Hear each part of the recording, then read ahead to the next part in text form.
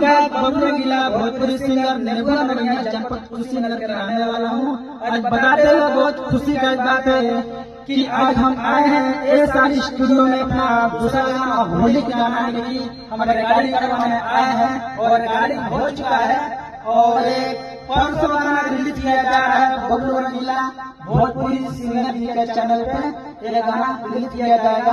तो अब सभी भाई और बहनों से निवेदन है कि यह गाना आप लोग ज्यादा से ज्यादा सुने, अच्छा लगा तो लाइक कमेंट और हमारे चैनल को सब्सक्राइब करें। बहुत अच्छा गाना है मेरे दोस्तों, एक बार जरूर सुने।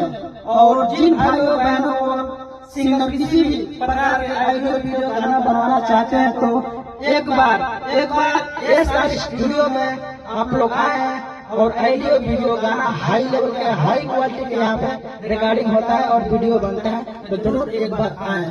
नमस्ते, प्रणाम, फिर मिलेंगे अगले वीडियो में। जय हिंद, जय भारत।